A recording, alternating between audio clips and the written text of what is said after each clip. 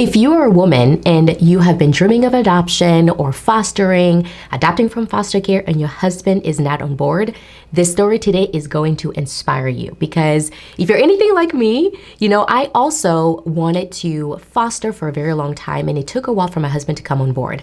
I want to share with you this beautiful story because I want to encourage you that if your husband is not yet on board about adoption or foster care, and that's something that's been on your heart for a long time, be encouraged, because God can turn his heart. God can do anything. All right, let's jump into this quick video and you're gonna love hearing this story. It was definitely on Kristen's heart before mine to adopt, even while we were having our own bio kids. And I was reading a book by Francis Chan. It had nothing to do with adoption, but in the preface of the book, it was one line in it was not even a full sentence, but he just mentioned that we're to take care of the widows and the orphans.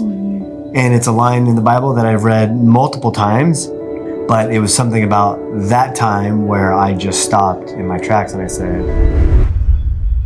said, oh no, we have to do this. Like, this is something that we have to do. And I love that, because when your spouse gets the revelation from the Lord that this is what God has called us to do, this is what God has called every Christian to do, that's the difference. Like, you don't want your spouse to be doing something because you're dragging him to do it. You want your spouse to do it because there is a revelation from the heart of God. I just love this story so much because these are just regular people like me and you. But there's so many families like that today, right? Christian families who are just going about their lives.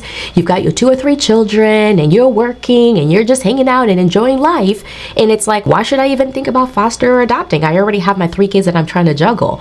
A lot of times, what I have found even from listening to a lot of people's stories is that it's usually on one person's heart, and then God is working in that and causing that spouse to be patient, and then God also works on the other spouse's heart to be like, okay, light bulb moment, we need to do this, and then together he does something so beautiful. Well, at that time we had the 3 boys, and they were ages 6, 4, and 2. I felt like our plates were full, so yeah, we ignored God for a good 6 months. And we finally went to an informational meeting at an adoption agency. Yeah, at FCCA. And from that night on, we've been in the process for almost 6 years, or over 6 years. Almost 6 years. Did you guys hear that? 6 years is how long it took for them to adopt Elijah.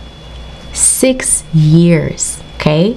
I mean, that's powerful, because again, when you have the conviction in your heart to do this, that's completely different than if you're just doing it because I just want to have another child. Oh, I cannot have my own child, so let me do this. The conviction is different. I believe that fostering or adoption needs to be a conviction in the heart. Because if it's a conviction in the heart, God, you've called me to do this, no matter what happens, you will stay the course, because you know that God has called you. But if you don't have a conviction in your heart, it's a lot easier to give it up when challenges come. So the process breaks your heart, because you just see so many kids that need a home and a family. And it's hard for us. We stopped telling our boys about kids that we were pursuing, because it's hard on us as adults. So we could not imagine what our boys were going through. I mean, the family's included, right? When you have biological kids, you can't keep them out of this is now a family calling. We are training our children to see beyond their own little world and to see that God has called us to go to the least of these. God has called us to share our lives with those who don't have a lot.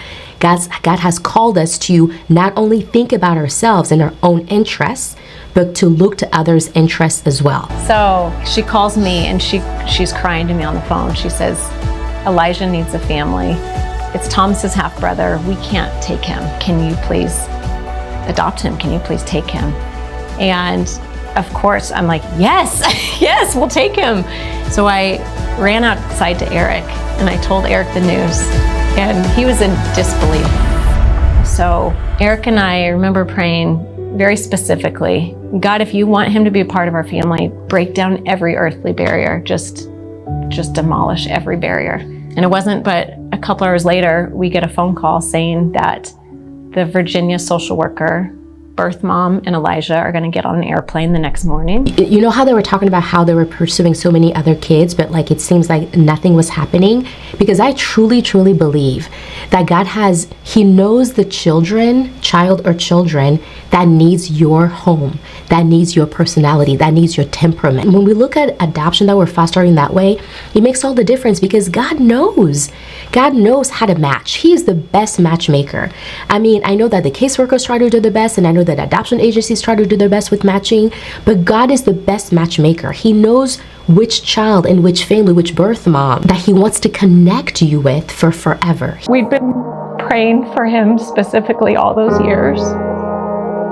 It's a very surreal feeling because the boy's in your arms, and you just promise him that you'll take care of him and love him forever. And here we are. What are the days? How many days later? He'll been in the foster system 582 days. I really wanted to get a little brother. He was the cutest baby I ever saw. I think the fact that he's going to be my brother. I love him so much, and it's really awesome. I'll feel very awkward with my mom crying, and I'm excited about the moment when she says, that he's in our family. It's easy to be concerned for your children, right? Like, oh no, how is this going to affect my children? But the reality is that children are so much more, at least in my experience, children are so much more open to fostering and having another child around than I think adults are. In my experience as well with my children, it has not been easy at all because it's been completely out of the comfort zone, but it's been lessons that we've been able to teach them along the way. Your children are gonna be okay. I promise. As you're teaching them about God, as you're teaching them why this is important to the heart of God and why we're doing this as a family, your children will come right along. They'll be okay. To our sweet Elijah, today we become your mommy and daddy, and you become our son forever and always. We remember the first time we heard about you, all the way in foster care in Virginia, and prayed to God that if we were meant to be family, that He would break down every earthly barrier to bring us together. Just 2 days later, you arrived at our home in California. We prayed for you, and God led you straight to us. We loved you before we knew you. We remember your first smile the moment Daddy lifted you out of the social worker's car. I remember holding you close, whispering to you that you are safe, and I will love you and protect you forever. And now here we are, 582 days later, and we can't imagine life without you, and we don't have to. Throughout your life, we will support you through any pain and heartache as we navigate the complexities of your adoption together. We will also always celebrate you and show you how you are wanted, chosen, and loved. Welcome home, little fella. Love, Mommy and Daddy. And that, my friends, is the heart of God for adoption. I mean, they couldn't have said it better. So I wanted to share this video with you guys to encourage you guys that this is the heart of God. I know that a lot of times it can seem overwhelming to hear maybe stories bad stories, horror stories that you've heard from foster care. But at the end of the day, I want you to take this with you as you finish watching this video today. The kids in foster care are in there through no fault of their own. They didn't decide to go into foster care. They're in foster care because of circumstances surrounding their family and the adults in their lives who made decisions that got them in foster care. So we need to change the way we see foster kids. Sometimes it's easy to see them as oh no, they're just traumatized kids who have a lot of issues.